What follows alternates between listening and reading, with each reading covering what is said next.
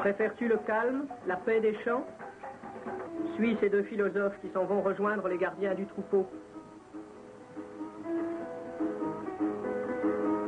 Là-bas, dans une confortable maison de pierre, monsieur l'administrateur fait la sieste, écrasé de soleil. Mais ici, il faut travailler, suivre le troupeau cherchant pâture dans la brousse. En Afrique, on ouvre une école quand les grosses compagnies coloniales ont besoin de comptables. On envoie un médecin quand les grosses compagnies coloniales risquent de manquer de main-d'œuvre. Et ce village a encore de la chance dans sa misère, il est en paix. Regarde ce qui guette les villages africains.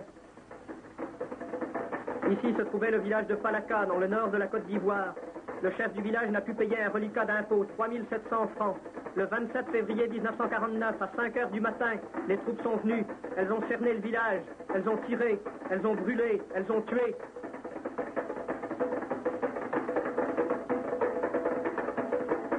Ici, le chef de village, Sikali Ouattara, a été enfumé et abattu d'une balle dans la nuque, d'une balle française. Ici, une enfant de 7 mois a été tuée. Une balle française lui a fait sauter le crâne. Ici, du sang sur le mur, une femme enceinte est venue mourir, 2 balles françaises dans le ventre. Sous cette terre d'Afrique, 4 cadavres, 3 hommes, une femme, assassinés en notre nom à nous, gens de France. Tu t'étonnes, les cases brûlées, les habitants massacrés, le bétail abattu pourrissant au soleil, ce n'est pas l'image officielle de la colonisation. Amis, la colonisation, ici comme partout, c'est le règne des vautours. Et les vautours qui se partagent l'Afrique ont des noms. Société commerciale de l'Ouest africain, 650 millions de bénéfices en 1949. Compagnie française de l'Afrique occidentale, 365 millions de bénéfices en 1949. Davom, 180 millions de bénéfices. L'Africaine française, le Niger français, la Compagnie française de la Côte d'Ivoire, c'est le trust anglo-saxon Unilever, 11 milliards 500 millions de bénéfices en une année, 40 millions par jour volés aux Africains. En échange, ces missionnaires du commerce ont introduit le progrès en Afrique. Le progrès. Voici le célèbre barrage de Marcala Sansanding sur le Niger. Une turbine fournit de l'électricité aux maisons des Blancs. Mais il n'y a pas d'électricité pour ouvrir les vannes devant les péniches des grandes compagnies coloniales. Car la sueur des Noirs à 50 francs par jour revient moins cher que l'installation et l'entretien d'une turbine.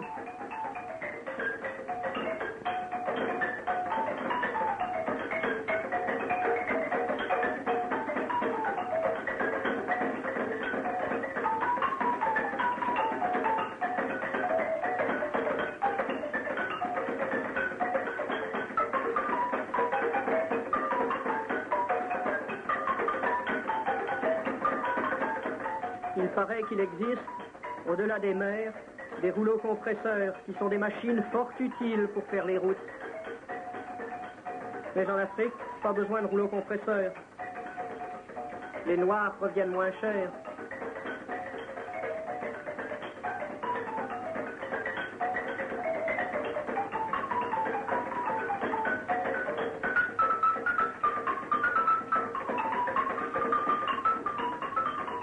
Dans les champs de mil, dans les champs de coton, dans les champs d'arachide, les femmes noires, les enfants noirs travaillent. Les revenus de l'Ossieur et d'Unilever montent en flèche. Perfectionner l'équipement, à quoi bon? Une machine ferait le travail de 20 noirs, bien sûr, mais 20 noirs à 50 francs par jour reviennent moins cher qu'une machine. Alors usons le noir.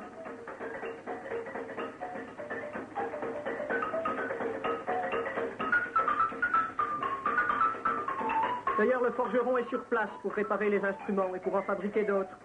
Et ses fils peuvent l'aider. Une école? Pas besoin de savoir lire pour faire marcher ce soufflet 16 heures par jour.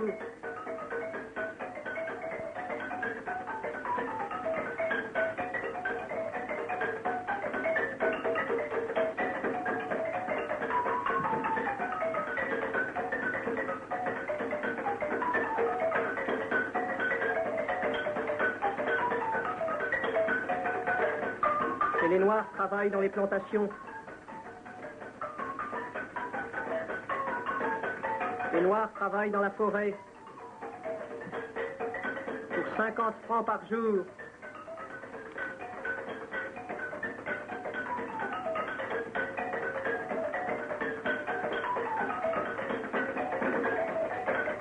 richesses d'Afrique s'accumulent. Un proverbe soudanais dit « Quand le bousier roule sa boule, il peine, mais c'est pour garnir son grenier ».